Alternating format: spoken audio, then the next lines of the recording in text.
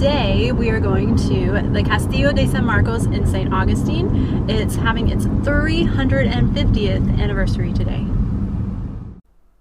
The Castillo de San Marcos was designed by Spanish engineer Ignacio Daza, with construction beginning in 1672, which was 107 years after the founding of the city of St. Augustine, and construction was completed in 1695.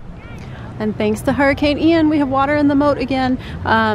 This is filmed on October 2nd, and just a few days ago, the tropical storm was here, flooding the area. So thankfully, it went into the moat.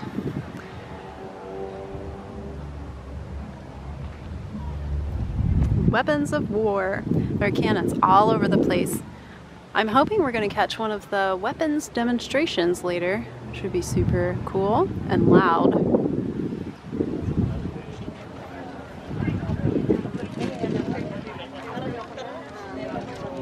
Thank you. Admission is free today because of the 350th birthday celebration, but I'll link the Castillo's website below so you can see what the fee would be on the time you would like to come.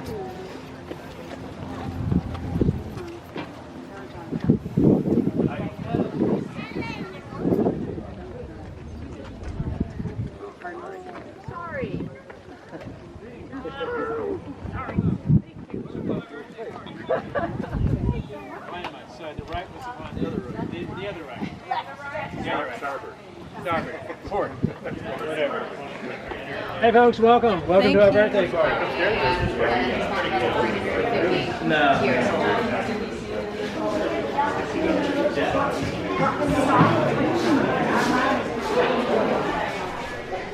These rooms were used for soldiers to bunk down in, and apparently, from what I understood the guide to say, the rooms were also used for storage of supplies. And that makes sense. They were nice and cool in there compared to the weather outside, so that was nice. And in the other room, which was interesting because you can see the door lintel is low, I could touch it. There is this very cool inscription on the wall. It's very mysterious. Someone has carved a message in Spanish, in Old Spanish, on the wall, but too many letters have worn off and it's hard to interpret. The message doesn't make sense anymore. So can you pause the video and can you figure out what it says? The Castillo was in possession of several different countries over the years, including Britain, but the majority of the time it was under Spanish control. It was built by the Spanish, and in a few seconds we'll see the red and white flag that is now known as the Spanish flag. This flag, which flies over Castillo de San Marcos and Fort Matanzas, is described in heraldry as a red saltire regularly on a white field. A saltire is an X figure. Regularly refers to the jagged edges of the cross.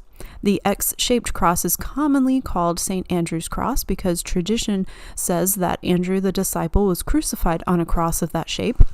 The story is that the branches were roughly hacked off two small trees, and the trees were tied together to make the cross. So you see this old Spanish flag right here. This is where the Florida flag gets its origin. The jagged edges of the cross on the Spanish flag represent these trees with the branches lopped off. Since the flags of Ireland and Scotland and the flag of Great Britain incorporating the cross of Scotland are also St. Andrew's crosses, when speaking of the Spanish flag, this design is best called the Burgundian cross. And these look like the old gates. Impressive. St. Augustine was founded by Admiral Pedro Menendez de Aviles, who was a Spanish admiral, explorer, and conquistador from Aviles in Asturias, Spain. He is notable for planning the first regular transoceanic convoys, which became known as the Spanish Treasure Fleet. These are cool. I wonder if you can try these on, like if you're a kid or something. I enjoyed seeing the many volunteers who were strolling around or stationed in different places around the Castillo dressed in period costume. They brought the whole area to life, and even though I didn't stay and listen to their talks, there were many groups of people who were learning from them about life in the Castillo. Here we're in the chapel, and notice how interesting the walls look. These walls were built out of coquina, which is a porous limestone comprised of seashells compressed over hundreds of thousands of years. The coquina for the Castillo was quarried on Anastasia Island, which is just south of the lighthouse. And fun fact, the St. Augustine Amphitheater is built in one of the old quarries.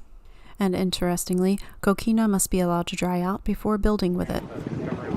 Ladies and gentlemen, good afternoon. Welcome to Castillo de San Marcos National Monument, part of your National Park Service, and our cannon firing program for you today.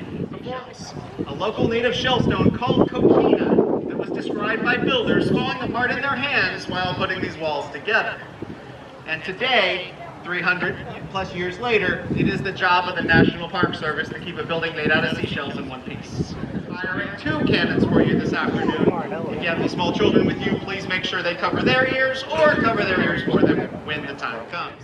Now, ladies and gentlemen, the cannons we're about to fire. Historically, they were called 6-pounder iron guns. Relatively small for the history of this place, but still very impressive weapon. They could throw baseball-sized 6-pound solid iron balls roughly as far away as you see that lighthouse. That is 1.5 miles away downrange. But as you explore the fortress today, you'll find larger cannons, 16-pounders, 18, 24, and 32-pounder bronze and iron cannons that could throw their respective size shots anywhere from 2 to even 3 miles downrange. The real question is, could they hit a target 3 miles away? That answer is usually no. And this building is actually designed to be hit by cannonballs. This was a time period when this fort was built, late 1600s, where the cannonballs themselves didn't explode. Solid metal objects being thrown at walls that are over 10 feet thick in some areas.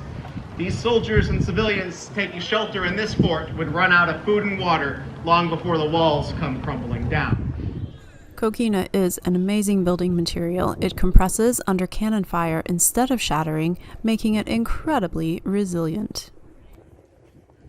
I believe the people in costumes doing the cannon demonstration are part of the National Park Service VIP Volunteers in Parks program. I'll link some more information about that below if you would like to find out more about maybe how you could be a volunteer in the parks as well. It looks like a lot of fun.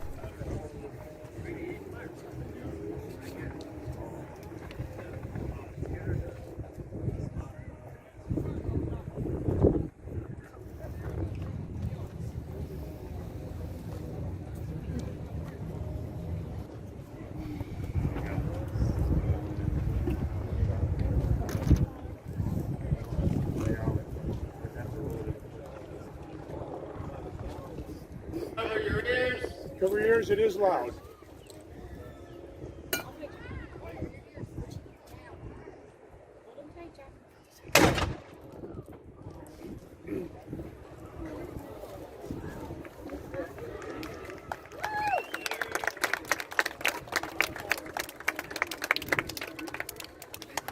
Well, ladies and gentlemen, as you saw there's a lot you have to do. I've had to switch to my phone because silly me left the extra batteries in the car and our cameras run out of battery. So while they are getting ready to fire the second cannon, I thought I would walk around while there's hardly anybody else on the top. They're all over by the cannon demonstration, and show you some of what it looks like on top of the fort. Hopefully the footage isn't too bad. See, everyone's over there for the other cannon firing. So let's check out the other side. Let's walk over there and see what the view is. I always thought this was a strangely shaped cannon.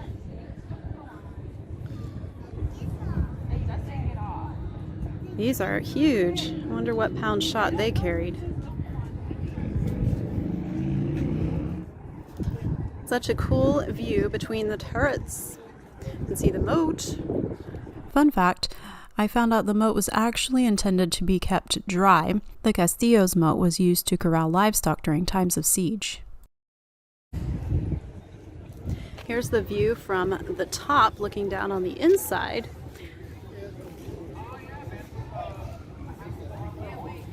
There certainly wasn't a lot of room down there. No, there wasn't.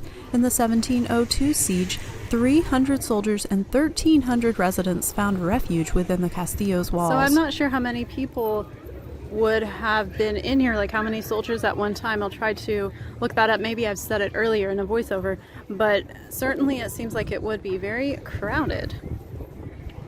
Well, thank you for joining me today for today's vlog. I hope you enjoyed visiting the Castillo de San Marcos with me, and please like this video if you did, and if you would please subscribe to help us grow our channel. We'd really appreciate it, and I hope you have a fantastic day today.